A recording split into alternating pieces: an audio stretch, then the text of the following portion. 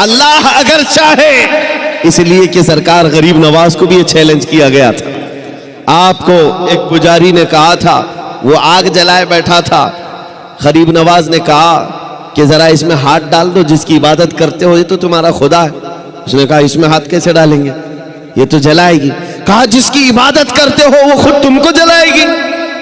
کتنے سالوں سے عبادت کر رہے ہو؟ کہا میرے باپ دادا سب اسی کی عبادت کرتے آئے، ہم اس آگ کو بجھنے نہیں دیتے۔ کہا پھر ہاتھ ڈالو۔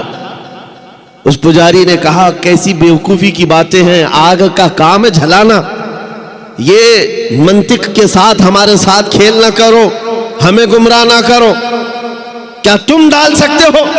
سرکار غریب نواز نے کہا میں تو اس کی عبادت نہیں کرتا، لیکن جس کی پیدا کی ہوئی اس کی عبادت کرتا ہوں، آگ کا مالک اللہ ہے۔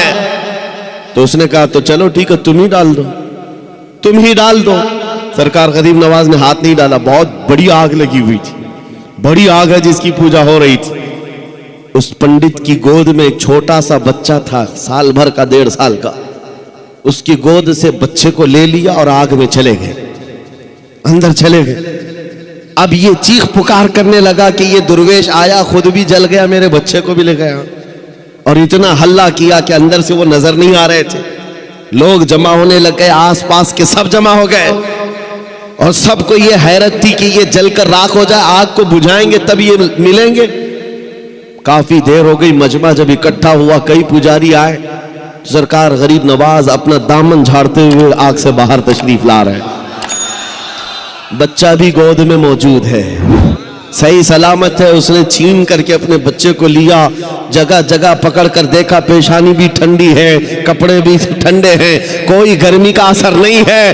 میرے عزیز و غریب نواز تو اللہ کے ولی ہیں، انہیں آگ نہیں جلائی، بات تو سمجھ میں آتی، بچہ پجاری کا تھا، یہ کیوں نہیں جلا؟ مفسرین کہتے ہیں، تاریخ دان کہتے ہیں، دیکھنا یہ ہے ہاتھ میں کس کے تھا بچہ۔ اسی لیے ہم کہتے ہیں خواجہ کا دامن، غوث کا دامن، ارے جہاں ہاتھ لگ جائے اس پر آگ نہیں لگتی۔ میں آپ سے یہ بات کر رہا ہوں، ہم سے بھی کہا گیا تھا یہ کیسی باتیں ہیں، بڑے بڑے دعوے ہیں۔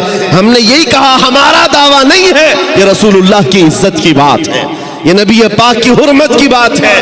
آؤ میں سیدنا خالد بن ولید کی بات کو مکمل کروں گا، زیادہ ہوتی ہے، جلدی خوف آتا ہے، کسی کا رعب چھا جاتا ہے، ایسے بیمار آدمی کے لیے علاج میں بتا رہا ہوں، وہ حضرت خالد بن ولید کا نام یاد کیا کریں، سیف اللہ المسلول کا نام یاد رکھے، وہ ایک سیف اللہ المسلول